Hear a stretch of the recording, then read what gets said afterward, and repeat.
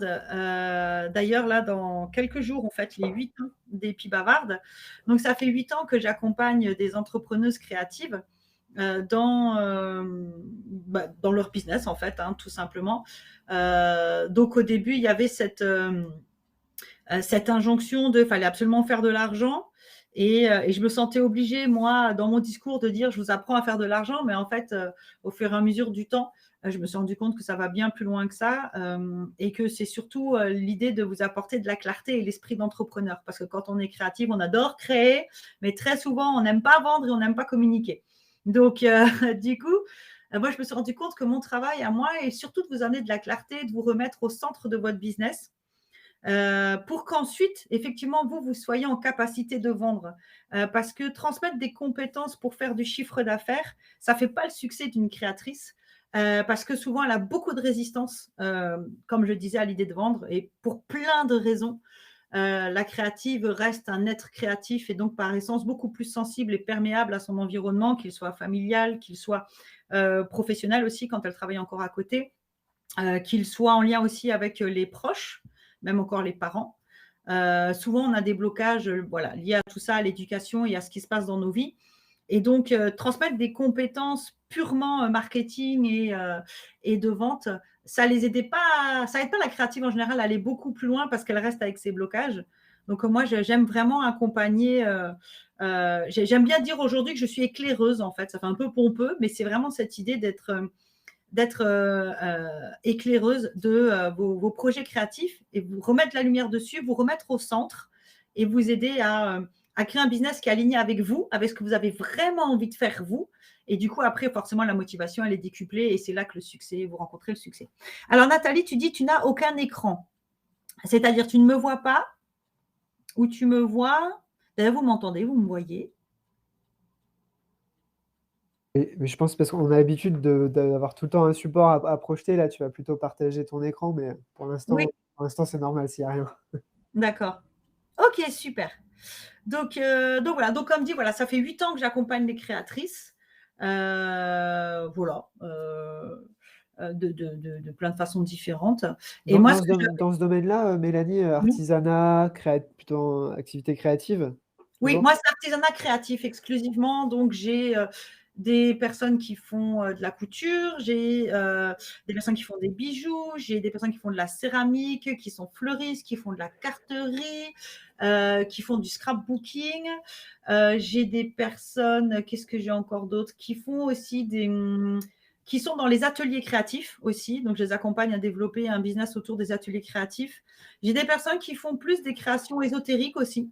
Moi, j'ai une spiritualité assez développée, donc j'aime beaucoup aussi travailler avec ces personnes-là. En tout cas, comme moi, j'ai une spiritualité développée, je peux les accompagner en tout cas du mieux. Qu'est-ce que je peux avoir d'autre? J'ai des fleuristes aussi. Qu'est-ce que j'ai encore dans mes métiers? Je réfléchis. Voilà, en fait, tout ce qui vraiment touche au domaine du créatif, hein, vraiment. Et on en vit. On peut en vivre. Oui, C'est il y ça en la a. question d'aujourd'hui. On a envie. Moi, j'ai des clientes qui vivent de leur activité créative, mais clairement, c'est une minorité. Hein. Moi, je ne suis pas là pour vous la faire à l'envers et vous raconter du flan. C'est une minorité, mais c'est une minorité parce que, comme je disais jusqu'à présent, on a énormément de blocages et de résistance quand on est créateur. Et c'est des personnes qui ont développé leur esprit d'entreprendre et qui ont développé l'aspect business. Et ça, c'est vraiment important à comprendre. Et c'est ce que je vais vous partager aujourd'hui avec mes slides. On va parler de prix. Et je sais que ça, alors là, la créative, elle ne supporte pas ça. Mais c'est important, en fait, parce que j'ai développé un concept des 5 piliers. Donc, je vais vous montrer tout ça avec un schéma. Et un des 5 piliers sont les prix. On n'est pas obligé de s'appuyer sur le prix pour construire le business. On peut s'appuyer sur un des 5 piliers, mais chacun nourrit l'autre.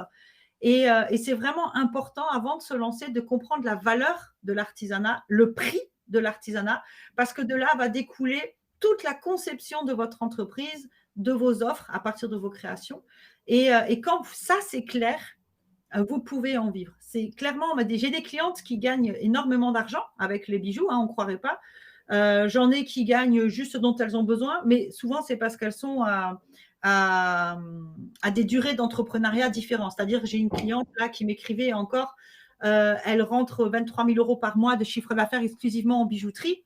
Mais ça fait 10 ans qu'elle est en activité. Donc, elle roule sa bosse, elle sait très bien comment ça fonctionne et aujourd'hui, elle veut se développer autrement.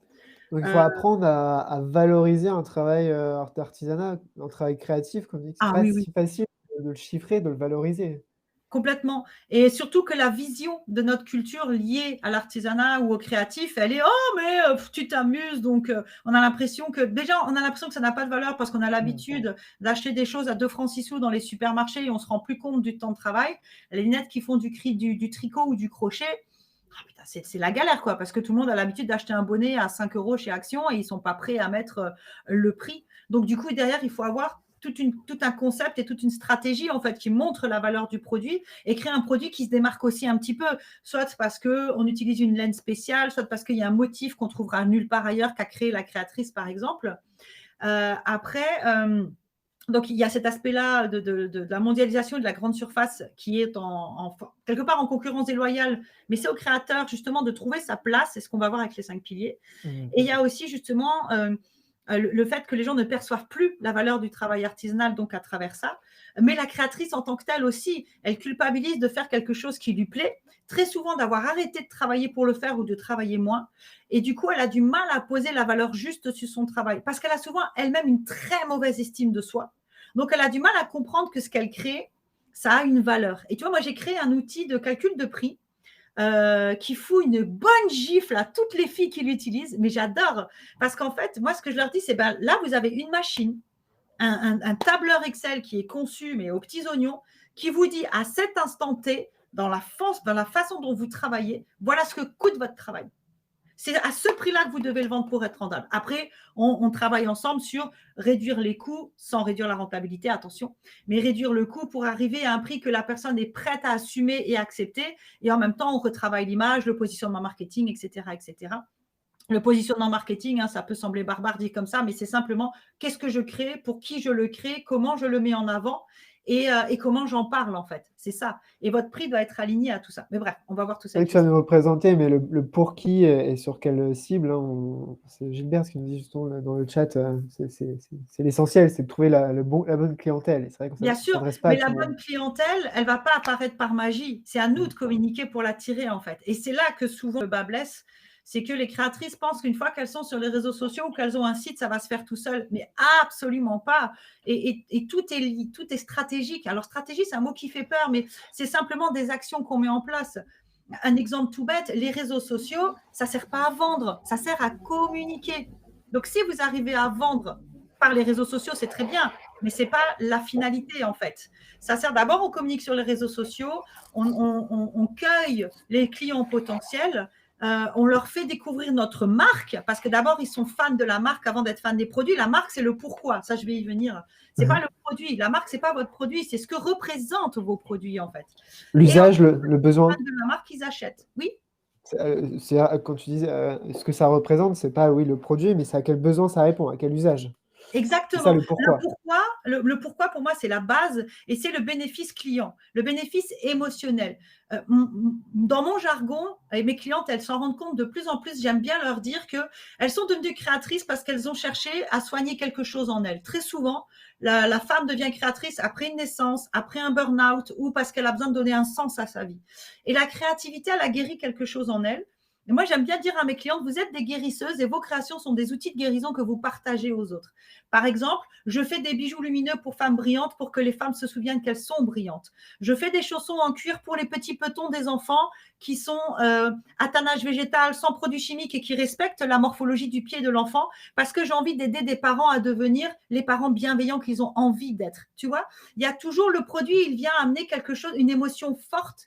Et c'est important de se connecter à ça, de comprendre ça, pour qu'ensuite, on puisse communiquer dessus, attirer la clientèle qui va devenir fan du discours qui est sincère, réel et authentique. Très attention à ça. Et du coup, ils vont comprendre que le produit est un vecteur de ce discours et ils vont acheter le produit. Mais d'abord, les clients, ils deviennent fans de vous, fans de votre marque, pas fans de vos produits. Donc, jeter une photo, en plus pas réussie, d'un produit sur les réseaux sociaux avec un lien en disant « voici ma nouveauté », ça n'intéresse personne. Par contre, de dire, voilà, moi aussi, j'ai eu un métier avant d'être créatrice, dans un métier masculin, j'avais du mal à prendre ma place. On me faisait comprendre souvent que je n'étais qu'une femme et que je valais moins qu'eux. Eh ben, j'ai décidé de créer des bijoux pour les femmes brillantes qui ont envie de se souvenir à quel point, ou en tout cas qui ont besoin de soutien pour se rappeler à quel point elles sont brillantes, à quel point elles sont lumineuses. Et du coup, voici mon dernier produit dans cette optique-là. Donc un produit d'activité créative, c'est pas juste quelque chose d'utilitaire, c'est quelque chose qui a du sens Ça n'a ou aucune du utilité. sentiment, comme tu dis. Le créatif a très rarement une utilité, sauf en zéro déchet. Ça peut avoir une utilité. Mais concrètement, c'est un achat coup de cœur. Et le coup de cœur, c'est parce qu'il y a une histoire derrière et que le client, il s'identifie en fait au produit et à la créatrice en tant que telle. D'accord.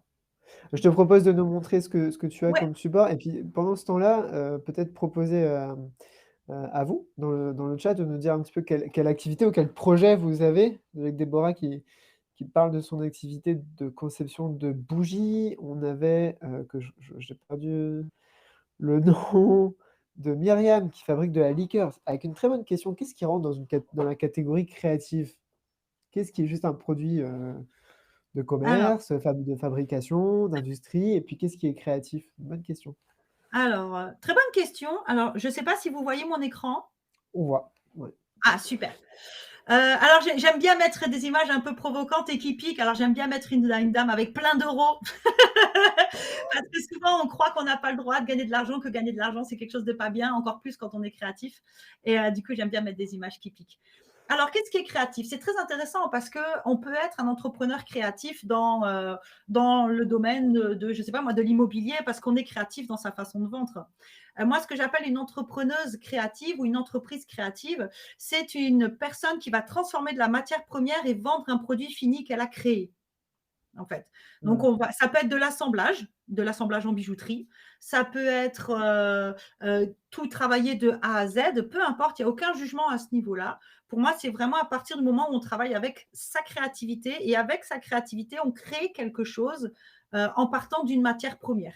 Voilà. Je ne sais pas Là, si c'est. on a du textile, de la décoration, de Ouais. la cosmétique. Voilà. Oui, Ouais. aussi. Du Alors, la cœur. cosmétique, c'est ultra réglementé. Donc, moi, j'amène l'aspect marketing et stratégique. J'ai déjà accompagné des personnes qui créent des cosmétiques, mais c'est extrêmement encadré. Et malheureusement, même les chambres de métier conseillent malheureusement souvent assez mal. Ben, c'est par exemple, j'avais une fois une personne qui avait signé pour un engagement d'1 an.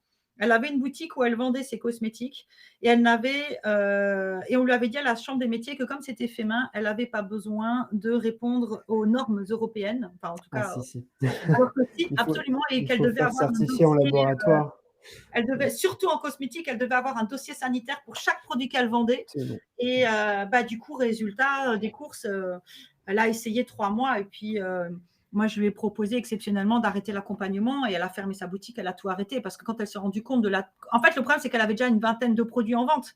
Donc, elle devait faire 20 dossiers, ça prend 6 mois, ça coûte des Ça coûte frais. très cher, ouais, Ouais. aussi. Donc voilà. À bien anticiper du coup.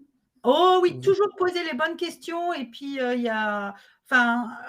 aujourd'hui, alors sans prétention aucune, mais j'ai réussi à lancer quelques personnes qui sont vraiment destinées aux créateurs. Il y a Conseil Norme, Stéphie Conseil Norme sur les réseaux sociaux. C'est une personne que j'ai découverte qui travaille carrément à la création des normes, à l'AFNOR, les normes qui donc répondent aux besoins des directives européennes. Elle s'est mise au service des créateurs, elle offre des services pour créateurs. Vous avez Microlibris, qui est une créatrice complètement accro à l'administratif, qui vraiment décortique tous les textes de loi et vous permet d'avoir des réponses, en tout cas, liées à la créativité, purement à la créativité et à l'administration, parce que l'administration et les créatifs ne se comprennent pas, c'est une catastrophe. Donc, il y a de plus en plus de gens comme ça qui sont à votre disposition et qui vous offrent des ressources parfois gratuites, parfois payantes, ça dépend de leur implication, pour vraiment créer un projet aux petits oignons. La vente, c'est l'étape finale. Il faut préparer vos 5 piliers, on va y venir, hein. Mais c'est important de préparer. Et c'est pas, comme je vais le dire tout à l'heure, on ne crée pas 2-3 babioles et on les met sur Internet pour tester. Non, absolument pas. C'est la pire erreur que vous pouvez faire. Mais bon. Donc, tu nous as conseillé conseil norme pour la réglementation, hein, c'est Oui, Stéphie. Stéphie conseille norme et Microlibris pour tout ce qui est de l'administratif pour les créateurs. C'est vraiment des bases sur lesquelles vous pouvez vous appuyer pour tout ce qui concerne les réglementations et l'administration liée à votre métier créatif. C'est vrai que nous, on a beaucoup de questionnements, hein, sur l'accompagnement qu'on a à l'ADI, forcément Mm. l'accompagnement, aux démarches administratives, à l'immatriculation, au suivi. Les Et c'est une réglementations, comme ça catastrophe parce dépend de que chaque activité, ouais, c'est dur de suivre. c'est difficile et en Donc plus, les chambres de métiers, en fonction des régions, elles sont beaucoup plus habituées, par exemple, au BTP qu'aux créatifs. Et donc, elles vont dire, moi, j'ai plein de créatrices, ça fait des années qu'elles payent 22% de cotises sociales par mois parce que la CMA leur a dit, vous êtes en prestation de service artisanal. Non, mmh. non, non, non. Le code du commerce, il est clair, il est net, il est précis. J'ai pas c'est l'alinéa L121, je crois, du code du commerce, j'ai plus la référence exacte en tête, qui dit qu'à partir du moment où on transforme de la matière première, on est considéré comme commerçant de fait. À partir du moment où on a une page où on présente des produits, on est perçu comme commerçant de fait. Donc, si on est commerçant, on est artisan commerçant et donc on est dans la catégorie achat-vente. Et ça, la Chambre des métiers a beaucoup de mal à le comprendre parce que, par exemple, un plombier va acheter sa matière première, il va la déclarer en achat-vente et son temps de travail, il va le déclarer en prestation de service. Mais lui, il travaille à la commande et il fournit une salle de bain chez la personne. Nous, on transforme la matière première en un produit fini et on le vend.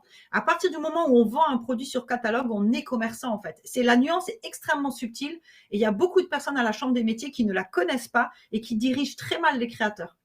Et c'est la base en fait. Vous êtes en achat-vente, vous êtes à 12, et des bananes % par mois, pas à 22%, absolument pas.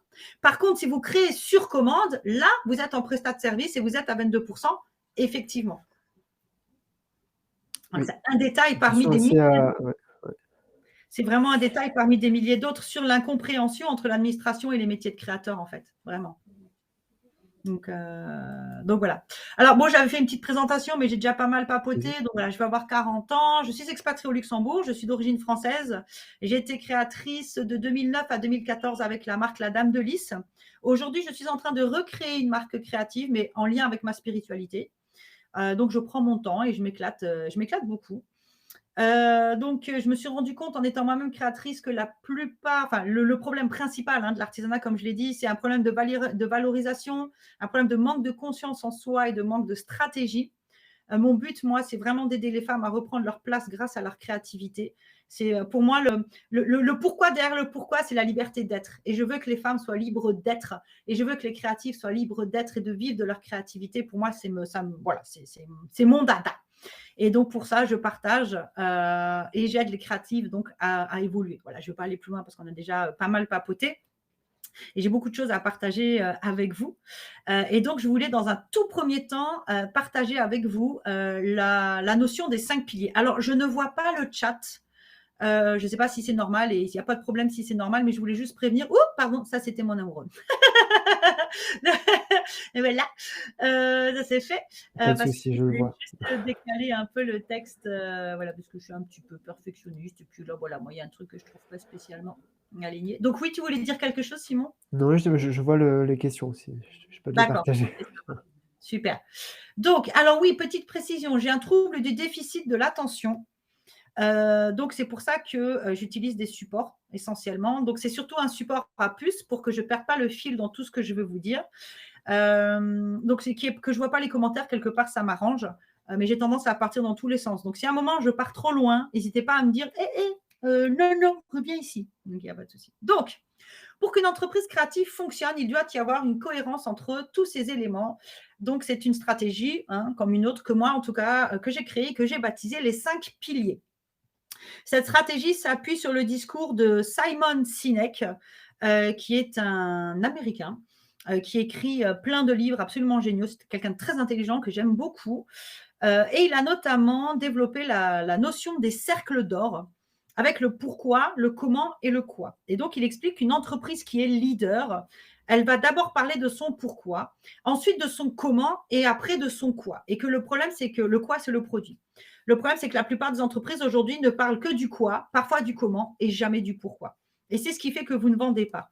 Et à partir de, vous pouvez trouver une vidéo de lui si ça vous intéresse sur YouTube, Simon Sinek, Sinek c'est S-I-N-E-K, les cercles d'or. et vous allez trouver une vidéo que moi, je partage beaucoup avec mes clientes, qui est très inspirante. Et c'est cette vidéo qui m'a inspiré donc les 5 piliers que vous avez devant vous. Donc, comme je le disais tout à l'heure, les 5 piliers n'ont pas un ordre précis. C'est pour ça que je les ai mis en cercle. Chacun nourrit l'autre. Vous pouvez commencer par celui que vous voulez, celui qui vous est le plus simple, pour ensuite travailler les suivants. Moi, j'aime bien commencer par la signature artistique parce qu'en général, on sait ce qu'on crée, mais on peut commencer par autre chose.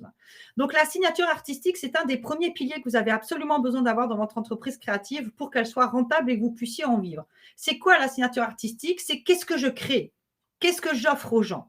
Et cette signature artistique, elle se définit par une technique, la couture, l'assemblage de bijoux, le travail de la céramique, la couture à la main, la couture à la machine, la broderie, etc. Parfois, c'est un ensemble de techniques. Par exemple, je couds des accessoires textiles et je les brode, ou je crée des bases en pâte polymère et je les assemble en bijoux, par exemple. Un style et une spécialisation. Alors, le style, ça peut être rock'n'roll, shabby chic, rococo, minimaliste. Si vous ne savez pas ce que c'est que ce n'est pas votre univers, donc il n'y a pas de problème à ça. Voilà, c'est quel est le style de vos créations, quels sont leurs styles. Et la spécialisation, ce n'est pas obligatoire, mais c'est un vrai bonus. C'est quand on se spécialise dans un type de création précis. Par exemple, je ne décide de faire que des jupes froncées. Du coup, je n'ai pas besoin de style parce que je suis experte dans la jupe froncée et je peux en vendre dans plein de styles différents. Ça peut être la spécialisation, pardon. Ça peut aussi être le bijou lithothérapique qui accompagne au bien-être émotionnel, par exemple. Ça peut être, j'ai une cliente qui fait de la céramique, mais elle ne fait que des photos forts parce que son pourquoi, on va y venir un petit peu plus loin, c'est d'apporter de la lumière aux gens. Donc, du coup, elle ne fait de la céramique, mais que des photos forts. Donc, elle est spécialisée dans le photo fort. Ça va être n'être spécialisée que dans les robes des années 50.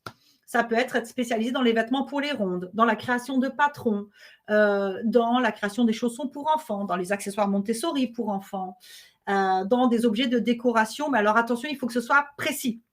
L'objet de décoration, déjà, est-ce qu'il est mural, est-ce qu'il se pose et quelle est sa thématique? Là, il y a besoin d'un style précis. La technique peut être multiple à ce niveau-là parce qu'en termes de décoration, souvent, on mélange plein de choses et c'est OK. Mais déterminez quelles sont les techniques que vous utilisez pour vraiment bien définir votre signature.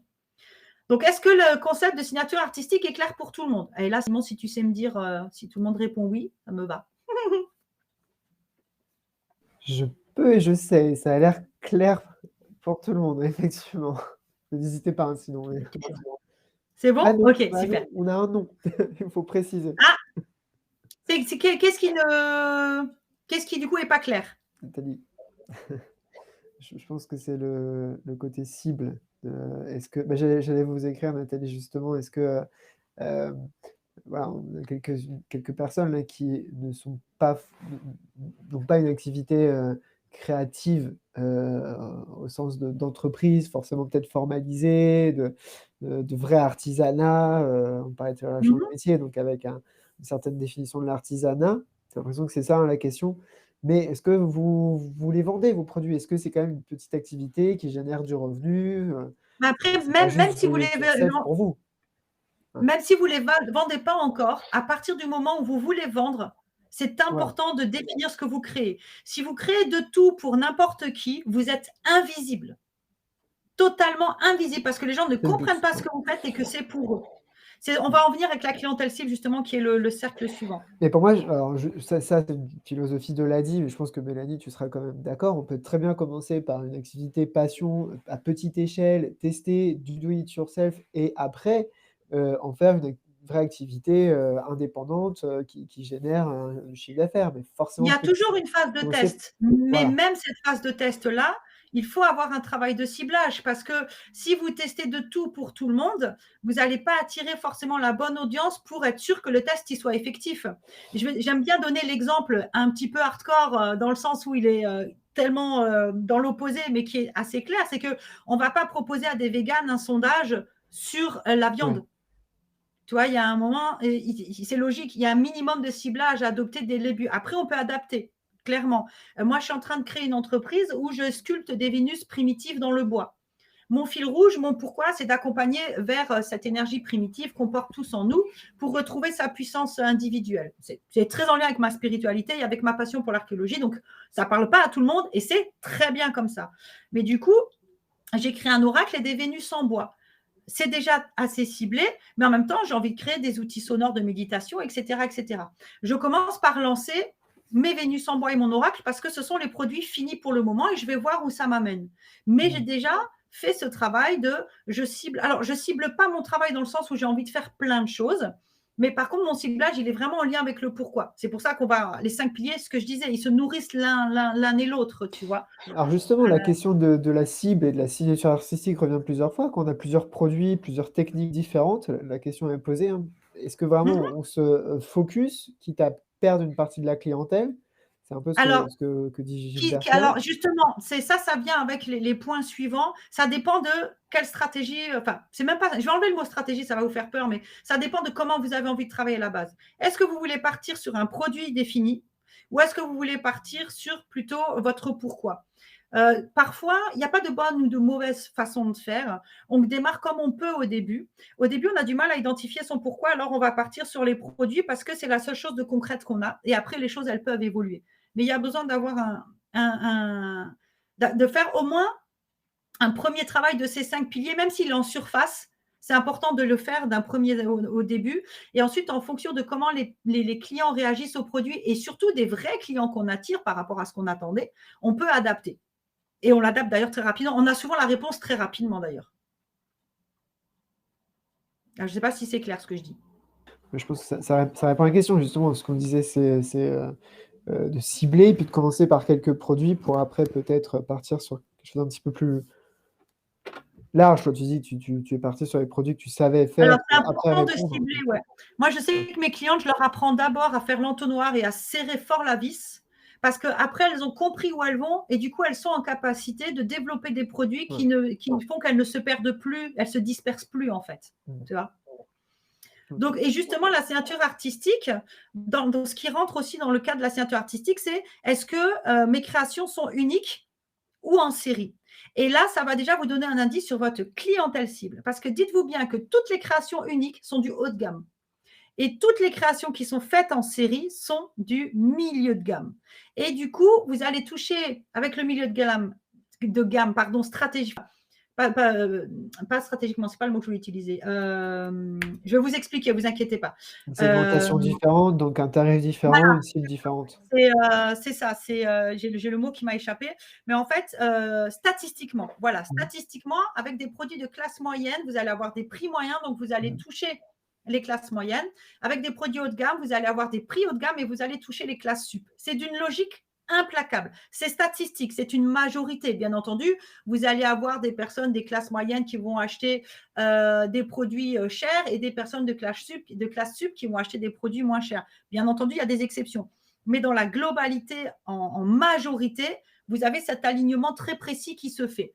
Une création unique, elle prend beaucoup plus de temps à être faite puisqu'elle est unique et qu'il y a un processus créatif qui est en cours au moment où je crée cette création. Donc, elle prend plus de temps, donc elle coûte plus cher, donc elle est de la classe sup, du haut de gamme, pardon, et elle touche les classes sup. Une création dont on a fait peut-être un prototype éventuellement à la base et qui ensuite est créée en série, un petit peu à la chaîne. Elle va du coup coûter moins cher à la fabrication, donc elle va avoir un positionnement, en termes de prix, elle sera moins chère qu'une création en pièce unique, donc elle sera considérée comme une création moyenne gamme, voilà, et elle va toucher les classes moyennes. Et du coup, c'est important d'aligner son image à ça. Et c'est des statistiques, mais c'est une base de travail. Et c'est important à comprendre que vous ne pouvez pas promouvoir une création en disant « elle est faite main, elle est unique, j'ai pris de la matière première, pump it up, et je vous vends ça à 30 €. » Non, c'est impossible. Parce que le prix, il implique une vision psychologique de votre travail, en fait. Tu veux dire un prix plus bas peut aussi dévaloriser le travail? Ah oui, oui, oui, complètement. Alors attendez, parce que la slide d'après est partie. Je ne sais pas pourquoi. Hop, c'était même la slide. Non, c'est bon, c'est bien ça. Oui, oui, complètement. Le prix est un indicateur de la qualité du travail. On sait tous que si on fait les Donc, courses à Aldi, on va avoir des trucs de moins bonne qualité que si on va acheter de la marque à Auchan. donc il ne Je faut pas avoir schématise, mais peur l'idée, de elle est là. mettre le prix juste, qui peut être un peu élevé, parce que la question a été posée tout à l'heure dans le chat justement, il ne faut pas avoir peur de valoriser, correctement son produit parce que, sinon c'est aussi le dévaloriser. Là, il y a une question Ben, peut-être en fait, psychologique chez le client, mais aussi chez toi, chez le exactement, client. exactement. Et ce qu'on va voir plus tard, c'est que c'est à vous d'éduquer le client à la valeur de vos produits et à travers votre communication. En fait, les créatives, souvent, elles ont peur de vendre au prix juste parce qu'elles ont peur d'être jugées. Peur Mmh. jugée parce qu'elles vendent cher, alors que déjà, vous pouvez enlever ce mot de votre bouche, vous ne vendez pas cher, vous vendez au prix juste. Vous faites du travail artisanal, vous n'êtes pas une machine, vous êtes un être humain, vous travaillez à votre rythme et en plus, vous êtes en France. Donc, vous avez besoin d'un salaire français, vous avez un niveau de vie français, vous avez des charges françaises. Vous ne pouvez absolument pas concurrencer ce qu'on trouve dans les boutiques et qui est fabriqué en Asie ou en Inde. C'est inconcevable, c'est impossible.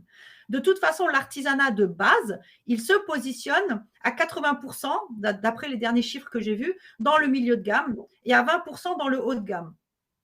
Donc, le discount, donc tout ce qui est en dessous de 30 euros, c'est pour les classes populaires, ça ne vous concerne pas. Pour les gens qui n'ont pas d'argent, il a été créé le marché du discount avec des enseignes discount qui proposent des produits discount. Pour les classes populaires, le prix est le facteur d'achat principal. Donc, ce n'est pas la clientèle qui est concernée par l'artisanat, ce n'est même pas la clientèle qui intéresse l'artisanat. Moi, pendant des années, j'ai vécu sous le seuil de pauvreté. Acheter de l'artisanat, ça ne m'intéressait absolument pas. Ce n'était pas du tout dans mes préoccupations. Ma préoccupation, c'était de bouffer tous les jours, concrètement, et de payer mon loyer et mes factures. Quand on est dans les classes moyennes, on est un petit peu plus à l'aise financièrement et classe sup aussi. Donc, j'ai fait un sondage et pourtant, en plein Covid, sur les gens j'ai diffusé un questionnaire auprès des gens qui consomment de l'artisanat. Et pour les classes moyennes, le prix était en troisième position seulement dans la décision d'achat. Et pour les classes sup, il était en cinquième position. Ce qui compte avant tout, c'est l'origine du produit et l'originalité aussi, à ex aequo souvent. L'origine et la qualité. L'origine et la qualité, c'est ça qui prévaut. Sachant qu'il y a des marques de créateurs français qui est une marque très connue et très industrialisée maintenant pour de l'artisanat, mais pour vous donner un exemple, qui est la marque Gas. C'est une famille marseillaise qui a lancé cette marque.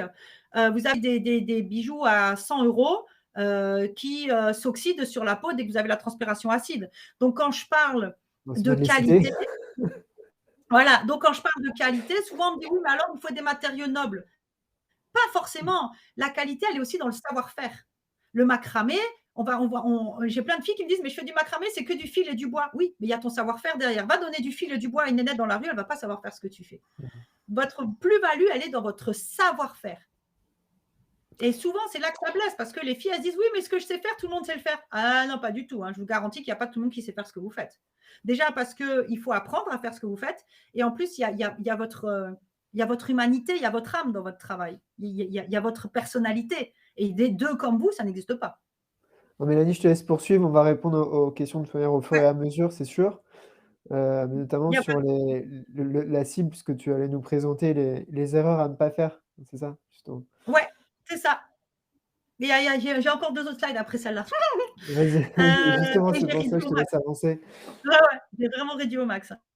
Donc, du coup, votre signature artistique va déterminer déjà dans un premier temps votre clientèle cible parce qu'elle va déterminer le prix de votre travail. Ensuite, donc, on peut éventuellement partir sur le prix. Je fais exprès de ne pas suivre le cercle pour bien vous comprendre que vous pouvez commencer par ce que vous voulez. Le prix, donc, comme je le disais, il peut être discount, milieu de gamme ou haut de gamme. On l'a déjà abordé finalement. Hein, et il dépend de votre façon de travailler. Et du coup, de votre façon de travailler dépend de vos prix et votre clientèle cible dépend de ça. Et donc, l'image de marque doit être alignée. Je dois avoir une image de marque. Si j'ai des produits haut de gamme, je dois avoir une image de marque aux petits oignons. J'investis dans un shooting photo où je fais en sorte, moi, d'avoir du matériel pour faire des belles photos. Et de toute façon, il faut des belles photos aujourd'hui parce que l'artisanat, c'est du coup de cœur. Et j'ai une image de marque qui est adaptée. Et ma communication, elle est adaptée aussi. Par exemple, si maintenant, je fais des vêtements tout doux pour enfants, je ne vais pas avoir une image de marque rouge et noire avec des étoiles qui piquent. Non, je vais avoir des formes rondes, des nuages, des oursons, des lunes qui vont rappeler le ventre de la maman, qui vont rappeler le confort de la rondeur en fait. Et je vais avoir des couleurs pastel parce que c'est un univers enfant. Et ma communication va graviter autour de l'univers enfant, mais pas n'importe lequel, celui qui m'inspire. Donc, si je suis inspirée par Montessori et que je l'applique moi-même avec mes enfants, je vais parler non pas de l'expertise Montessori, parce que je ne suis pas une experte Montessori, mais de mon expérience de maman qui expérimente le Montessori et qui est très certainement cette envie-là, ce besoin-là d'offrir du Montessori à mon enfant qui a fait que j'ai commencé à en créer. Et donc, c'est ça que je vais partager avec mes clients dans ma communication et l'image de marque va être adaptée. Je reprends l'exemple de la créatrice tout à l'heure qui faisait des bijoux lumineux pour femmes brillantes. Pourquoi elle a créé ça? Parce que c'est une histoire vraie. Elle a travaillé dans un milieu où elle a été souvent diminuée parce qu'elle était une femme, alors qu'elle était une femme qui est très intelligente et qui avait des compétences. Et donc, elle s'est rendue compte en travaillant avec moi que si elle crée des bijoux très lumineux et très colorés, c'est parce qu'elle voulait permettre aux femmes de montrer à quel point elles sont brillantes, à quel point leur personnalité est colorée et dynamique en fait. Et donc l'idée, elle avait ciblé, elle spécifiquement, les femmes qui travaillent en bureau, qui sont en tailleur rigide, strict, pour qu'elles puissent mettre ces colliers un peu fantaisie. Et l'idée, c'était, quand je suis aux toilettes et je me vois dans le miroir ou quand le matin, quand je mets mon collier, je me souviens que je suis une femme brillante, que je suis une femme lumineuse, que je suis une femme pleine de peps et je vais au travail avec ça en tête et j'ose prendre ma place. Et on peut se dire, oh, c'est tiré par les cheveux, c'est qu'un collier. Mais non. Observez-vous votre relation avec certains objets. Vous avez des choses que vous portez qui vous donnent confiance en vous. Vous avez des choses que quand vous les voyez, ça crée une émotion en vous. Mais l'artisanat, c'est ça. L'artisanat est vecteur d'émotion. Et c'est là qu'on a le fameux pourquoi. Le pourquoi, c'est pourquoi je fais ce que je fais pour les autres. Qu'est-ce que je veux apporter aux autres avec mon travail? Et je viens déjà de vous en donner quelques exemples. Moi, mon pourquoi, je vous ai dit, c'est la liberté d'être. Et il s'exprime par plusieurs comment. Il y a le comment d'accompagner les créatives et le comment d'amener les femmes à leur énergie primitive, de les déconditionner de tous ces schémas de notre société patriarcale aujourd'hui. Sans rentrer dans le « ouais, les hommes, c'est pourri, là. » Non, c'est absolument pas mon but. C'est simplement de dire, ben voilà, si on voit le monde de cette façon-là, c'est parce qu'on a été conditionné à le voir comme ça. Reviens à la primitive, parce qu'aujourd'hui, on sait avec l'archéologie que la femme primitive avait la même stature que l'homme, la même puissance physique que l'homme. Et on le voit notamment aux tombes qui sont ornées de la même façon pour les hommes et les femmes, qu'elles avaient les mêmes, qu'elles étaient égaux à l'homme à ce moment-là. C'est après que ça s'est compliqué. Et du coup, moi, j'ai envie d'amener les femmes à ça. Et je les amène à ça comment? Moi, comme je suis quelqu'un de très spirituel, en créant des outils qu'on appelle de connexion, des outils spirituels, des outils ésotériques, comme un oracle ou des Vénus que je sculpte. À l'époque, je créais des bijoux d'inspiration historique pour réveiller le roi ou la reine qui sommeille en vous. Donc déjà là, j'avais une notion d'éveiller la puissance, mais mon pourquoi n'était pas défini comme il est défini aujourd'hui. Et c'est normal, parce que moi, j'ai évolué, j'ai grandi, et votre pourquoi, il va évoluer et grandir avec vous. Donc, il y avait déjà cette notion d'être libre d'être, d'aller chercher quelque chose en soi de puissant. Mais à l'époque, je l'exprimais à travers du bijou historique. Et je créais donc des bijoux qui s'inspiraient du rococo, du baroque, c'est-à-dire de Marie-Antoinette, de Madame de Pompadour, de la reine Victorienne d'Angleterre, etc. Et c'était comme ça à l'époque que j'exprimais. Et ce n'était pas faux, c'était juste au moment où je le faisais. Et ça m'a permis d'expérimenter ma créativité et d'aller au fond de cette part de moi créative. Donc, n'ayez jamais peur de vous tromper, parce que tout le chemin que vous allez aborder vers votre entreprise créative, si vous la créez, et quand elle sera créée, ça va être un chemin d'évolution en fait. L'entreprise créative a ça de magique, mais je crois que c'est le cas pour tous les entrepreneurs, c'est qu'elle permet d'évoluer personnellement de façon exponentielle. Vraiment, vous lancer dans l'entrepreneuriat créatif, ça va vous faire grandir, mais d'une puissance. Vous allez à la découverte de vous et c'est génial. Moi, trouver le pourquoi, il y a plein de clientes qui m'ont dit, pour elles, ça a été une vraie thérapie. Parce qu'elles ont dû, je les ai invitées à aller chercher au fond d'elles. Va chercher en toi pourquoi tu fais ça. Pourquoi? Pas oui, pour gagner de l'argent, pour être libre. Non, ça, c'est des conséquences. Quelle est la valeur émotionnelle de ton travail? Comme j'ai dit tout à l'heure, vous êtes toutes des guérisseuses ou des guérisseurs qui s'ignorent et vous offrez aux gens des outils de guérison. Pas dans le sens spirituel du terme, dans le sens émotionnel du terme, parce que vos produits véhiculent quelque chose. Et c'est la grande différence entre l'artisanat et les créations qui sont faites en usine. Moi, quand j'achetais à l'époque des bijoux fantaisie à Claire's, je les jetais dans un coin, j'en prenais pas soin. Mes bijoux de créateurs que j'ai aujourd'hui, d'ailleurs j'en ai aux oreilles aujourd'hui, c'est des bijoux dont j'ai conscience de la valeur dont j'en prends soin. Et quand je les mets en conscience de me dire, waouh, putain, je peux exprimer la personnalité que je suis grâce à ça, en fait. Mais merci, quoi. J'adore l'image de moi que je renvoie en portant du produit de créateur, parce que c'est une image qui est alignée avec ma personnalité, parce que c'est des produits qu'on m'a fait sur mesure, ou c'est des produits que j'ai achetés à des créatrices qui ont des valeurs similaires aux miennes. Pas les mêmes, on ne trouvera jamais deux personnes identiques, mais des valeurs similaires aux miennes. Donc ça, les 5 piliers, c'est vraiment, vraiment important que vous les ayez. Même si vous le faites en surface dans un premier temps, c'est pas grave, faites-le. Moi, j'ai une cliente, la fiancée du samouraï. Elle avait commencé en disant qu'elle faisait des origamis à partir de papier japonais et elle avait cette idée de voyage, un petit peu de faire voyager les gens avec ses produits.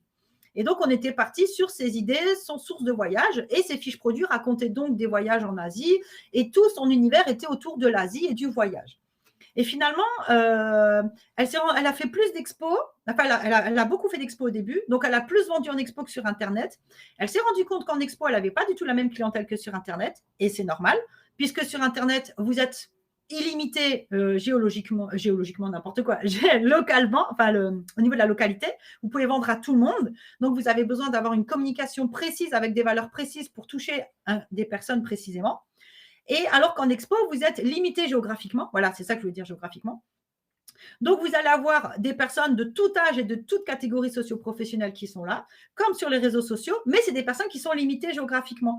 Donc, ce n'est pas la même clientèle qui va acheter. Et donc, elle s'est rendue compte qu'en expo, sa clientèle était plus âgée et qu'au-delà de l'aspect voyage, il y avait quelque chose d'un peu, maintenant je ne me souviens plus du détail, mais il y avait quelque chose d'un petit peu plus précis que d'inviter les gens au voyage. Il y avait vraiment faire goûter les saveurs d'Asie un petit peu. Et la nuance, elle est subtile, mais du coup, elle a modifié son pourquoi, elle a modifié en tout cas son stand et elle a vendu encore mieux. Et encore aujourd'hui, sa signature s'est accentuée et son pourquoi a évolué avec elle. Donc, tout ce travail est un processus en fait qui se fait tout le temps. Mais il ne se fait pas dans le sens où vous êtes obligé de vous poser et de faire une rédaction. C'est une évolution personnelle que vous ressentez. Mais à partir du moment où vous savez que cette évolution, elle passe par le filtre de la signature artistique, de la clientèle cible, du pourquoi, de l'image de marque et des prix, ça vous permet de cadrer votre travail d'évolution et de cadrer votre travail créatif. Alors, est-ce que les 5 piliers là, c'est clair pour tout le monde? Enfin, je vais répondre aux questions à la fin, mais est-ce que vous avez bien compris, en tout cas, au moins l'importance de ce travail-là? Est-ce que, comme dit, même si vous n'êtes pas en entreprise créative, si vous voulez vous lancer, c'est important de faire déjà ce premier travail. Oui, je pense qu'il y a plus de questionnements sur, j'ai l'impression, sur le pourquoi, mais parce que c'est très personnel. Oui, c'est très personnel. J'en reparlerai à la fin. On pourra, quand je verrai vos écrans, je pourrai prendre quelques personnes et donner l'exemple précis, concret. Si j'ai le temps, parce que malheureusement, à 16h, moi, j'ai un atelier avec mes clients, justement, donc je fais au plus vite. Mais le pourquoi, c'est vraiment un travail personnel. Et ça demande du dépouillement, en fait, de ce que les autres attendent de vous et de comment vous avez été éduqué. C'est ce qui vous anime, dit Nadia. Oui. Exactement, exactement. Exactement. Pardon, j'en ai profité pour croquer dans un biscuit, j'ai faim. Et oui, après, voilà, est-ce que c'est une raison très personnelle? Est-ce qu'il y a une passion? Est-ce que la passion, elle est le moteur. La passion, elle est le moteur, mais la motivation profonde, c'est le pourquoi. Et souvent, c'est très inconscient, mais si vous créez ce que vous créez, c'est pas pour rien. Si vous avez choisi ce support créatif et que vous créez ça, c'est parce qu'il y a pas une symbolique, parce que quand on parle de symbolique, on touche un peu à l'ésotérisme, mais c'est pas pour rien, quoi. C'est parce que ça véhicule une émotion dont vous n'avez pas forcément conscience au démarrage, en tout cas. Quand on ne trouve pas sa clientèle, on avait une question sur un marché artisanal, surtout dans la campagne, où les prix chers ne partent pas, et Déborah répond la communication sur les produits, c'est ce qui est important, ou alors changer le lieu de vente. Effectivement, quel canal, alors quel cible de clientèle, la communication et quel canal. Et je pense que tu vas en parler là, justement, Joël. Alors, justement, le fait de cibler sa clientèle, ça permet justement… Alors, les expos, il faut tester. On peut se renseigner avant pour être sûr. Déjà, une expo où on ne vous demande pas un numéro de tirette, vous n'y allez pas, parce que ça veut dire qu'il va y avoir plein d'associations ou de personnes pas déclarées qui vont vendre sans avoir conscience du prix, et vous allez être en concurrence déloyale avec des gens qui vendent pas assez cher. Ça arrive très souvent. Donc, c'est important de cibler vos expos. Vous pouvez les cibler en fonction de certains quartiers. Par exemple, j'ai une cliente qui ne fait que les expos à Versailles, à Paris, parce que c'est un quartier UP et qu'elle fait du haut de gamme. Elle sait que ça ne sert à rien qu'elle sorte de ce cadre-là, en fait. Et toi, pareil, si tu sais que tu es en haut de gamme et que par chez toi, les gens ont peu de moyens, ça ne sert à rien de perdre ton temps et ton énergie à faire des expos par chez toi. Concentre-toi sur la vente en ligne ou sur la vente dans la mesure de tes possibilités en termes de déplacement, dans une partie de ta région où il y a plus de moyens, où la valeur sera plus perçue. On peut aussi vendre par des pros ou vendre par des boutiques dépôt-vente. Alors ça, c'est encore un sujet à part dont je pourrais parler, tellement il y a de choses à dire. Mais on n'est pas obligé de vendre. Moi, en ce moment, ce mois-ci, justement, je communique sur mes réseaux sociaux avec les créatifs sur la notion de nettoyage de printemps. Et je parlais hier justement de nettoyer ses attentes et ses projections. Vous avez le droit de ne pas aimer vendre et de ne pas vouloir vendre, mais juste créer. À ce moment-là, vous adaptez vos canaux de vente en fonction de ça et vous vendez qu'à des professionnels ou à des boutiques dépôt-vente. Et vous avez des prix adaptés. Tout simplement, en fait. Vous n'êtes pas obligé de subir votre entreprise créative ou de subir des choses qui ne vous plaisent pas lorsque vous allez vous lancer.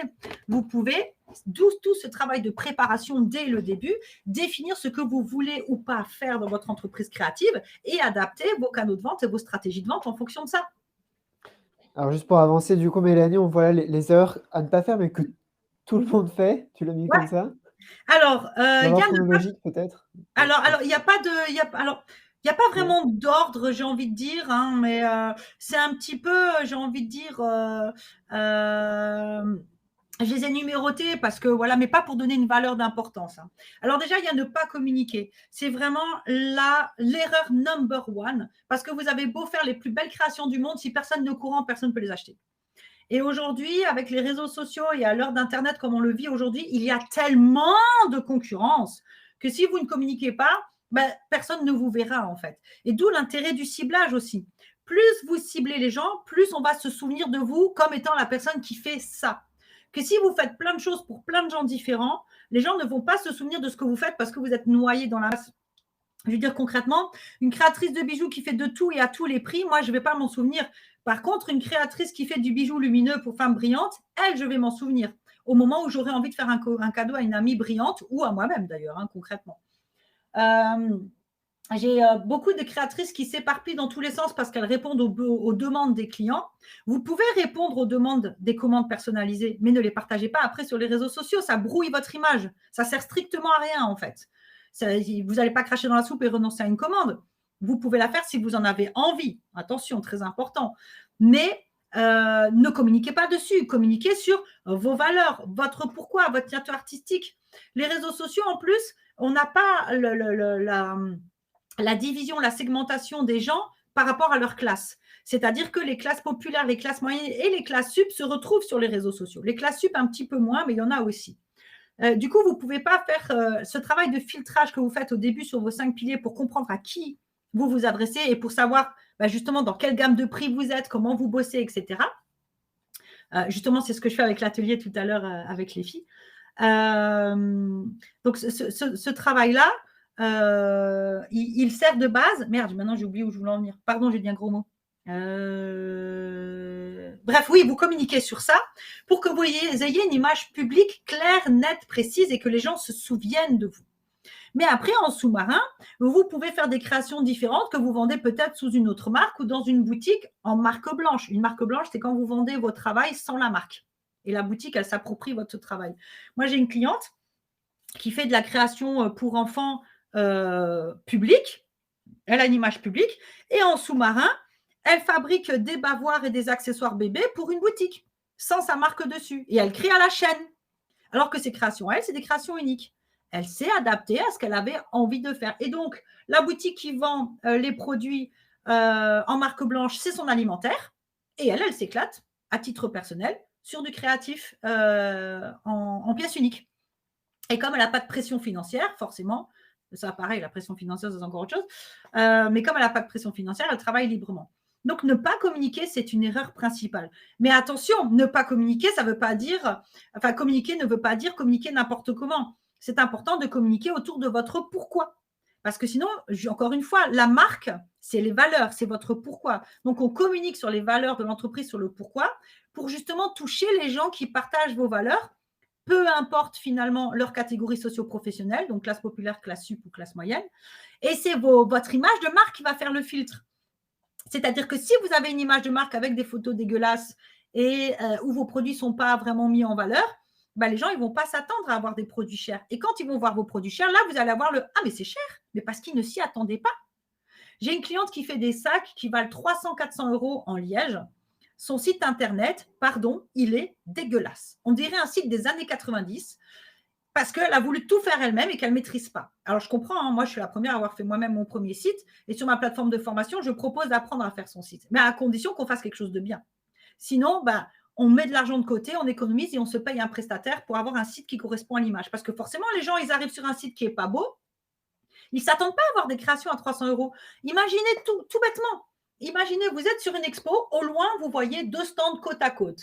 Il y en a un qui a l'air tout pourri et il y en a un qui a l'air magnifique avec des volumes, des lumières. Vous ne voyez pas bien, mais déjà de base, vous vous dites « Waouh, ça doit être magnifique ».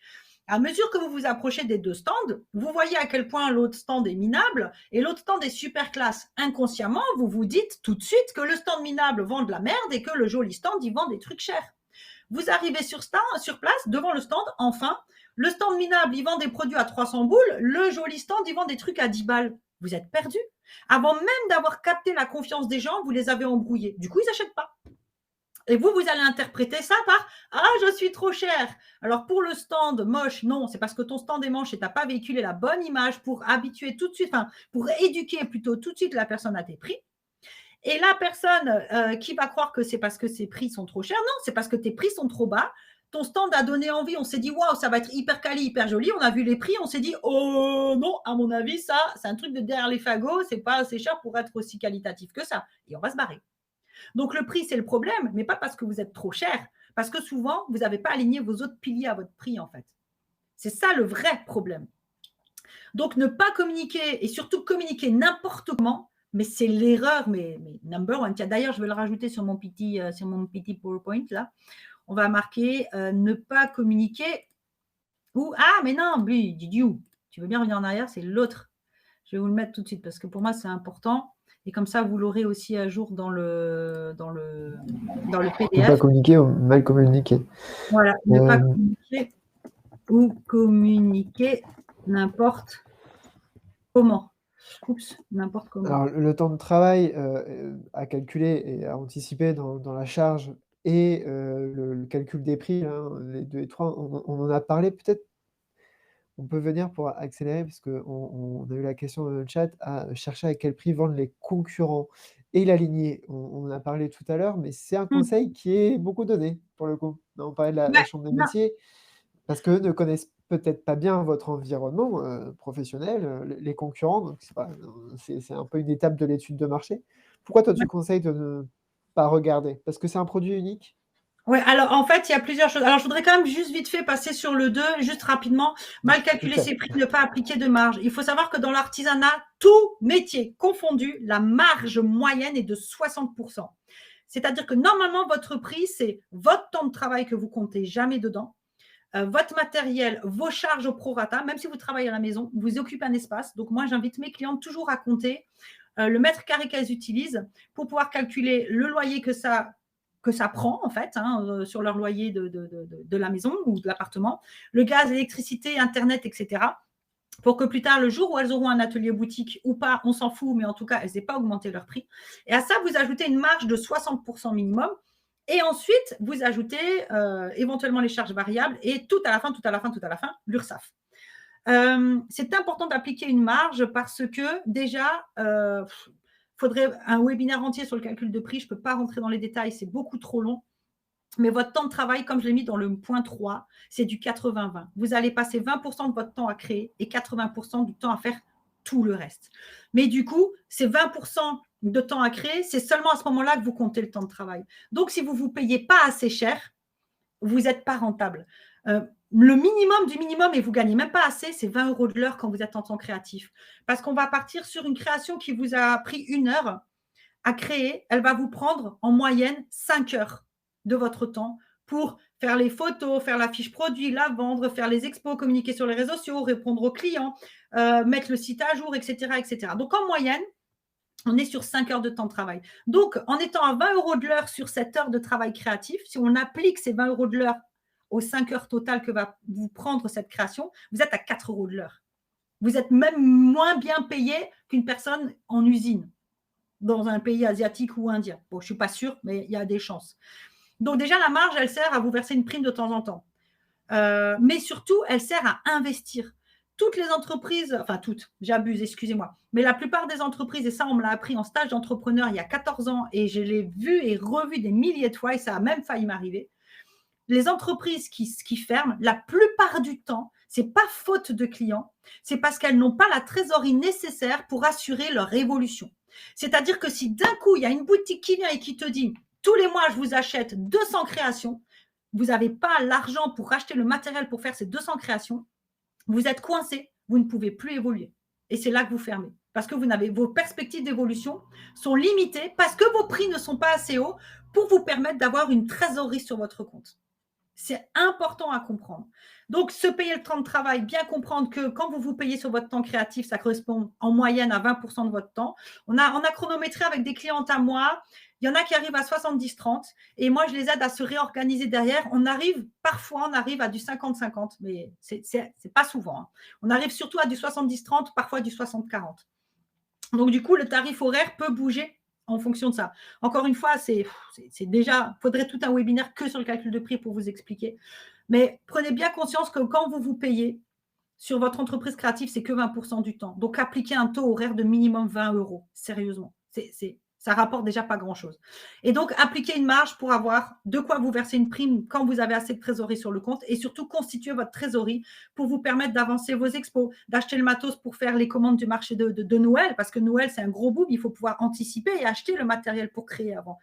Tout ça, il vous faut de la trésorerie. Voilà. Je veux m'en arrêter là parce qu'effectivement, on a déjà beaucoup parlé. Alors, cherchez à quel prix vendent les concurrents et s'aligner. Alors, pour l'étude de marché, oui, forcément, on va vous dire d'aller voir ce que font les concurrents. Mais quand vous êtes artisan, souvent, les autres artisans ne calculent pas bien leurs prix. Donc, les prix que vous voyez sont souvent des prix qui sont très mal calculés. Imaginons en plus que vous alliez sur Etsy, qui est une marketplace internationale. Vous avez des gens de plein de pays différents qui vendent. Du coup, dans chaque pays, il n'y a pas le même niveau de vie sociale et donc il n'y a pas le même prix. Donc, si vous ne regardez pas l'origine des produits et que vous voyez qu'il y a quelqu'un, par exemple, qui vend du crochet à 4 €, vous allez vous dire que c'est la règle. Non, le crochet, ça prend des heures et des heures de travail. Et ça ne peut pas se vendre à 4 €. Ce n'est pas possible. Parce que là, en vendant le crochet à 4 €, vous envoyez la création à la cliente et c'est comme si vous lui donniez de l'argent encore en plus parce qu'elle n'a même pas payé le temps de travail. Donc, quand je dis ne pas s'aligner aux concurrents, c'est parce que déjà, vous êtes créateur. Donc, votre personnalité apporte quelque chose d'unique à vos créations. Ce n'est pas comparable avec ce que font les autres. Même si vous faites la même chose qu'une autre personne, vous allez peut-être avoir un pourquoi différent. Mais même si vous avez le même pourquoi et le même produit, vous avez une personnalité différente, vous allez communiquer de façon différente et il y a des gens qui vont l'apprécier elle et qui vont vous apprécier vous. Et du coup, il y a des gens qui iront plutôt chez vous et plutôt chez elle. Le prix, je le rappelle, n'est pas le facteur d'achat principal pour les gens qui consomment de l'artisanat. Arrêtez de vous bloquer au prix. C'est la qualité et l'origine qui sont primordiaux. Et il y a l'éthique et finalement tout l'apport émotionnel que ramène votre travail aussi. C'est ça qui est à mettre en avant. Moi, personnellement, j'ai déjà acheté beaucoup plus cher à une créatrice parce qu'elle avait un pourquoi et un discours qui me parlait. D'ailleurs, c'est même déjà arrivé que je fasse une commande sans même demander le prix. Bon, le jour où j'ai eu la facture, ça a fait un peu mal, je lui ai demandé de payer en 2 fois. Mais ça a fait mal parce que sur le coup, je n'avais pas prévu ça. Mais à aucun moment, je me suis dit son travail ne vaut pas ça, je me suis fait arnaquer. Non, son travail le valait largement. Largement. Donc, oui, on a besoin de connaître les prix de son marché, sauf que la plupart des artisans ne calculent pas bien leurs prix et sont donc une mauvaise référence en fait pour votre propre calcul de prix. Ce qui compte, c'est le factuel. Combien de temps je mets à travailler? Combien de temps coûte ma matière première? Combien de temps j'ai combien de charges j'ai? D'ajouter ma marge à ça et ensuite mon URSSAF. Là, vous avez une valeur réaliste, concrète, factuelle qui correspond à une réalité économique de votre travail. Et là, vous vous dites, OK, j'assume pas. Donc, vous revoyez votre projet, vous revoyez vos produits, votre façon de travailler pour réduire vos coûts tout en restant rentable. soit vous acceptez ce prix et vous vous lancez en ayant une image de marque adaptée à ce prix. C'est ça le vrai travail de démarrage à faire, en fait. Est-ce que c'est assez clair?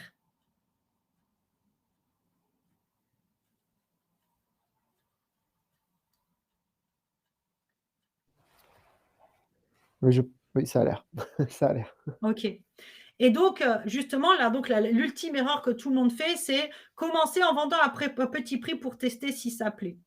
On en revient à ce qu'on disait tout à l'heure. C'est important, même si c'est fait en surface, d'avoir un premier travail des 5 piliers qui soit fait pour voir si ce que vous avez envie de faire fonctionne. Si vous faites du vêtement et des bijoux ou du zéro déchet ou des accessoires et des bijoux, en plus, vous ne le vendez pas au bon prix, vous allez attirer plein de gens qui vont acheter au prix où c'est parce que c'est pas cher, mais qui, du coup, le jour où vous allez avoir une signature précise et des prix justes, vont plus vous suivre. Parce que ce n'est pas une clientèle adaptée, en fait. Donc, c'est pour ça que c'est important d'avoir un premier travail, un premier filtre de fait sur votre travail créatif.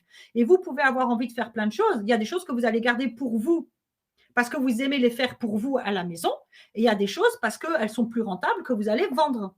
Mais vous n'êtes pas obligé de vendre tout ce que vous créez. Moi, j'ai une cliente, Mademoiselle Papensi, qui fait des accessoires pour marier, des dress codes pour marier en Liberty. L'idée, c'est de créer un lien entre les mariés et peut-être déjà leurs enfants et les familles en créant des accessoires assortis à tout le monde. Elle crée plein de bijoux, mais elle n'en vend pas. Elle ne veut pas en vendre, elle les crée pour elle. Elle n'est pas obligée de vendre des bijoux parce qu'elle crée des bijoux. Donc, soit vous créez ce que vous kiffez le plus faire, soit vous créez ce qui pour vous est le plus rentable parce que vous n'assumez pas de vendre des choses chères. Ça dépend de la personnalité de chacun. Il n'y a pas de bonne ou de mauvaise chose à faire. Simplement, vous êtes en accord avec vous-même. Ce que je vous disais au début, vous mettez de la clarté sur ce que vous avez envie et besoin de faire et vous vous mettez au centre de votre business. Ainsi, vos besoins sont au centre de votre business. Donc, en fonction de ce qui vous appelle, vous choisissez de créer certaines choses, mais il y en a d'autres que vous allez garder et faire pour vous. Vous n'allez pas les faire. Moi, j'adore faire des natures mortes sous cloche, mais je ne vais pas les vendre. Ça ne rentre pas dans le truc de primitif. Par contre, je les utilise pour décorer chez moi ou pour les offrir aux gens que j'aime, d'ailleurs. Donc, pareil, j'adore faire des cadres décorés. Je ne vais pas les vendre. Je les fais en général à Noël pour offrir à tout le monde avec des photos de mes enfants actualisées, tout simplement. Tout simplement. Pardon, j'ai toujours Bibi qui me vient en tête quand je dis tout simplement. Mais donc, vendre à petit prix pour tester si ça plaît, c'est une mauvaise stratégie parce que vous attirez des classes populaires qui ne vont pas vous suivre quand vous allez vous vendre au prix juste. Par contre, vous pouvez faire une remise de lancement, vous affichez le prix normal et vous mettez une remise de peut-être 20 ou 30%. Remise qui n'est pas calculée n'importe comment, mais qui est absorbée par votre fameuse marge que je vous expliquais tout à l'heure. Donc, du coup, les gens, ils ont conscience qu'ils ont une remise, mais ils ont accès au prix juste. Ils voient que votre création, à la base, elle vaut tant, en fait. Et que, voilà, vous rigolez pas. Mais c'est pas vous rigolez pas dans le sens, je me la pète, je suis prétentieuse parce que je suis créatrice, parce que c'est souvent ce que vous pensez. Non, c'est j'ai conscience de la valeur de mon travail. Et cette prise de conscience, elle passe forcément par le fait que vous allez gagner en estime de vous. Vous avez besoin de travailler votre estime de vous pour prendre conscience de la valeur que vous avez et du coup, par extension, de la valeur que votre travail a. Donc ça, c'est vraiment les erreurs à éviter absolument, quoi. Absolument, absolument. Après, j'aurais pu en mettre plein d'autres, mais je pense que là, on est déjà pas mal. Les autres, elles se font. Hein. Et puis alors, d'ailleurs, vous allez avoir peur. Mais ne croyez pas que la peur va disparaître quand vous serez lancé. La peur, elle fait partie du voyage. Elle sera toujours là. Et c'est un excellent guide, la peur, pour justement voir vers où vous allez aller ou ne pas aller. Mais ça, c'est encore autre chose. L'aspect émotionnel, quand on est créateur, il est indissociable. Absolument. On va clôturer, Mélanie. Ouais. Tu avais une dernière. Vivre Voilà, de sa comment vivre? Oui, c'est possible. Quand on a un bon état d'esprit, vendre à petit prix n'est pas la solution. En se payant correctement son salaire, parce que ce n'est pas juste du temps que tu passes à créer, hein, c'est tout autre chose. Il faut avoir une vision entrepreneuriale de votre créativité. Avoir des prix cohérents avec sa signature, sa clientèle cible et son image de marque, c'est indissocié. Voilà. Avoir une marge calculée en pourcentage, car on transforme la matière première. Alors oui, ça, c'est parce qu'il y en a qui font du x2 en matériel. Genre, matériel x2, ça fait mon prix de vente. Non, les coefficients multiplicateurs, c'est pour les revendeurs. En création, quand on fabrique un produit artisanal, quand on part d'une matière première, on ajoute une marge en pourcentage. Donc, je vous ai dit 50 à 60%, tout métier confondu. En ayant une image de marque donc cohérente avec tout ça, oser le succès et travailler son rapport à l'argent, ça pareil, je ne l'ai pas abordé, mais si on a grandi dans une famille où on a appris que pour gagner de l'argent, il faut travailler dur, forcément, quand on devient créatrice, ça devient très compliqué parce qu'on a l'impression qu'on ne mérite pas son argent. Mais vous avez le droit d'être heureuse et de gagner de l'argent. Vous n'êtes pas obligé d'en chier pour être heureuse dans la vie. Et en comprenant que c'est vous qui éduquez vos clients avec vos produits, avec votre image de marque, avec vos prix, etc., etc. C'est à vous de montrer aux gens la valeur de votre travail, le prix qu'il coûte. Et n'attendez pas d'eux. Ils ne vont pas venir sur votre stand ou sur les réseaux sociaux et dire « Hey, tu ne vends pas assez cher, vas-y, je te donne plus d'argent. » Moi, ça m'est déjà arrivé de le faire et j'ai des clientes qui ont déjà eu ça. Mais c'est extrêmement rare. C'est extrêmement rare. C'est à vous de faire comprendre la valeur de votre travail. Donc voilà, ben ça de toute façon, je le mettrai, au pire, je te l'envoie, Simon, et tu pourras le partager avec, avec le replay, et je vais revenir pour pouvoir répondre aux questions. Je ne sais pas si vous Oui, voyez. on a réfléchi, on a répondu petit à petit. Si vous avez encore des questions à poser, c'est revenu plusieurs fois, hein, la différence entre vraiment l'artisanat pur, l'artisanat d'art et de des activités créatives qui ne relèvent pas forcément de l'artisanat d'art. Est-ce qu'on est créateur, est-ce qu'on est créatrice, là, du coup, quand même, art créative, au final. La créativité, alors moi personnellement, je n'aime pas du tout ces débats de alors si on n'est pas artisan d'art, on n'est pas créateur, ou si on n'est pas diplômé, on n'est pas créateur. La créativité, c'est ce qui fait notre humanité, c'est notre essence en tant qu'être humain. On a quand même des choses qui sont réglementées sur l'artisanat d'art où il faut Bien sûr, avoir il y a des un choses diplôme. réglementées, mais à la base, un créateur, ce qu'on retient aujourd'hui de nos ancêtres primitifs, c'est leur dessin, c'est les grands ornés qui restent en fait. Ok, on est intéressé par comment ils vivaient, etc. Mais ce qui nous touche profondément en plein cœur, c'est les dessins qu'ils nous ont laissés, c'est l'art qu'ils ont laissé derrière eux, c'est le fait que dans un os de cygne, ils ont fait une flûte. C'est ça qui nous touche profondément. Ce qui fait de nous des créateurs, c'est notre humanité. On crée avec notre cœur, le cœur, c'est le siège de notre âme. On crée avec ce qui fait de nous des êtres humains. C'est l'intention. Exactement. C'est qu'est-ce que je partage. Ensuite, il y a des métiers réglementés. Chacune doit faire sa recherche. On ne peut pas dire qu'on est artisan si on n'a pas un diplôme en artisanat. Par contre, au bout d'un certain nombre d'années, et en fonction des CMA, ça change. Il y en a c'est 6 ans, il y en a c'est 3 ans. Au bout d'un certain nombre d'années d'artisanat, on peut prétendre au titre d'artisan. L'artisan d'art, c'est encore autre chose. J'ai des clientes qui ont réussi à avoir le métier, le titre d'artisan d'art parce que leur travail rentrait dans certains critères. Ça, c'est à vous de voir avec la Chambre des métiers à ce moment-là. On n'est pas là pour parler de ça aujourd'hui et surtout, moi, je ne suis pas du tout dans ce truc-là. Et créateur, celui qui a envie, pour moi, le créateur, c'est celui qui offre sa vision du monde à travers un objet qu'il a fabriqué de ses mains. Donc, après, voilà, effectivement, n'utilisez pas le mot artisan. C'est un label, c'est réglementé. Oui, on est d'accord, parce que voilà, la remarque de Justine, on est bien d'accord qu'il y a des choses qui sont réglementées, que ça demande du temps, que ça demande une partie technique, une partie artistique aussi, créative. Donc, alors, ce que dit quand je Mélanie, parle c'est de pas métiers du tout, tout le monde peut le réglementés, faire. Hein, alors les métiers réglementés en tant que tels, en tant que métier, souvent ne sont. Par contre, par exemple, pour être coiffeuse ou esthéticienne, il faut un diplôme. Oui. Mais pour la couture, le bijou, etc., non. Par contre, pour les cosmétiques, oui, parce que c'est en lien avec la peau. Par extension, le bijou, le métier de créateur de bijoux n'est pas réglementé, mais il y a une réglementation européenne sur ce que contient les métaux et on doit être aux normes. Donc, déjà, arrêtez d'acheter votre matériel en dehors du continent européen. Parce que celui qui achète, moi j'ai vu des créatrices qui achetaient sur AliExpress pour créer et revendre. No way! Stop! On arrête tout de suite. AliExpress, c'est en Chine. Ah oui, on a eu la remarque dans le chat et je la trouve sur très le bien. sol européen, donc vous êtes responsable de l'entrée sur le sol européen de cette marchandise, donc vous devez tout faire tester en laboratoire pour être sûr que ce soit conforme aux exigences européennes. Donc, il vaut mieux acheter chez un fournisseur, par exemple Perlenco, qui est un fournisseur français. Oui, lui, il a écrit l'origine. Souvent, on me dit, ouais, mais ils écrivent origine Chine ou Inde. Ouais, mais c'est les importateurs. Donc, la responsabilité de la conformité de la matière première leur incombe à eux. À nous va nous incomber la conformité du produit fini. Mais si on achète déjà de la matière première conforme et qu'on ne la transforme pas, par exemple pour le bijou en la dorant, par exemple, le produit final, il reste conforme en fait. Mais il Oui engage notre responsabilité. et puis pour reprendre, ton idée d'intention, hem, effectivement, je pense que c'est très important de partir de là. Nous sur n'importe quel projet d'entreprise ou d'activité indépendante, c'est déjà une intention pour nous de vouloir se lancer, de tester. Bon, toi, tu as dit: «Il faut pas tester à petit prix», on est d'accord? Mais déjà d'avoir cette intention-là, même avec une petite activité et voir comment ça se développe, dans l'accompagnement à l'entrepreneuriat, pour nous, c'est déjà être un entrepreneur, quoi. C'est déjà Bien être, sûr, mais voilà, il y a de en tous les donc c'est la profils. même chose chez les créatifs. Ouais, Ouais, j'ai des c'est personnes qui l'intention. arrêtent tout et qui se lancent.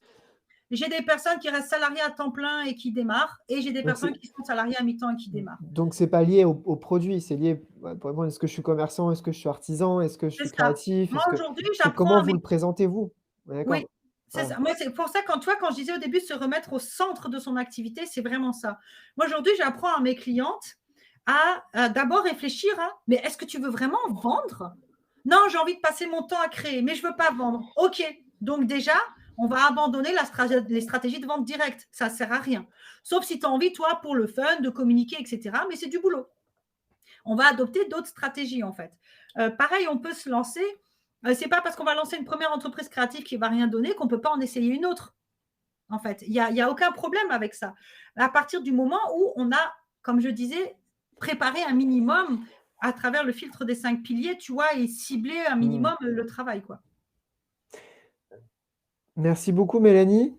On va clôturer. Je vais envoyer le support, tu n'hésites pas à me l'envoyer et puis Oui, s'il y a d'autres questions, n'hésitez pas à renvoyer un mail, hein, on pourra oui, vous pouvez voilà. m'écrire Voilà, mélanie@lespibavards.com. J'ai voilà. les vacances scolaires qui se sont finies chez moi, donc je suis en retard sur Ah! ma boîte mail. Je risque pas de Ah, tu es en répondre décalé. tout de suite, mais je réponds toujours. Juste que voilà, des fois, j'ai un peu plus long. Non, j'ai une centaine de mails en attente là. Bon, bah, merci Donc, beaucoup. Il y a le blog, il y a le site internet aussi, hein, oui, pour ça, donc il y a ouais, n'hésitez pas. lespibavardes.com, il y a aussi mon Instagram, les Pibavardes, où je partage du contenu. Tous les mois, on a une thématique. Comme dit cette fois-ci, justement, c'est le nettoyage de printemps, où on aborde, ben, là, cette semaine, cette notion de se remettre au centre de son activité et de faire le tri sur nos attentes et les projections ou des exigences pardon, qu'on peut mettre dans nos entreprises créatives. Donc, mais vraiment, si vous avez une chose à retenir dans tout ce qu'on s'est dit, c'est à partir du moment où vous vous écoutez et où vous restez au centre de votre activité et que vous ne faites pas les choses par peur de ne pas gagner assez d'argent, par peur d'être jugé, par chic et par tchac, à partir du moment où vous restez au centre de votre activité, où votre créativité, vous arrivez à la préserver comme pour ce qu'elle est et pas pour ce que les autres veulent qu'elle soit, ça fonctionne. Vraiment, ça fonctionne. Mais il faut y croire. Mademoiselle Papensi, que je parlais tout à l'heure, elle vit de son entreprise créative. Demi-sel bijoux, aujourd'hui, elle est en société, elle a des salariés, elle ne fait que de la création de bijoux. Et elle en vit. Il y a d'autres créatrices qui ont vécu en développant aussi des ateliers créatifs à côté. Ça Mmh. dépend de ce qu'on a envie de faire du positionnement qu'on veut avoir. Il n'y a jamais de mauvaise façon de faire. Simplement, alignez-vous à vous. À partir du moment où vous prenez les décisions en fonction de ce que vous voulez vraiment faire, vous êtes aligné, vous êtes dans le juste et ça fonctionnera. Vraiment. Merci beaucoup Mélanie. Merci à toi, Simon. Merci à vous pour l'écoute. Merci à toutes, ouais, bah, pour l'écoute et puis, le chat très actif. C'est toujours très chouette d'avoir, autant de questions, autant de remarques. Je vous remets le lien de les autres prochaines webconférences puisqu'on a tous les mardis, hein, vous savez, avec deux sujets la semaine prochaine et dans 3 semaines, sur la communication, enfin sur le vendre par site internet. Ça peut concerner, certaines d'entre vous et puis, dans 3 semaines sur la communication sur les réseaux sociaux. Je pense que pour beaucoup de prestations non commerciales et d'artisans, ça on fonctionne beaucoup sur les réseaux, j'imagine. Mmh. Et puis dans 2 semaines, une thématique, on a parlé là dans le chat sur la protection sociale des indépendants avec l'Urssaf. Conférence avec l'Urssaf, c'est des choses dont on ne parle pas assez souvent. Mais ouais, il faut se tenir informé de ça. Donc, venez tous les mardis, 14h30. N'hésitez pas à vous inscrire. Merci encore. Merci à toi, Simon. Au plaisir. À bientôt. Bon À bientôt. après-midi. Merci toi aussi. Ciao.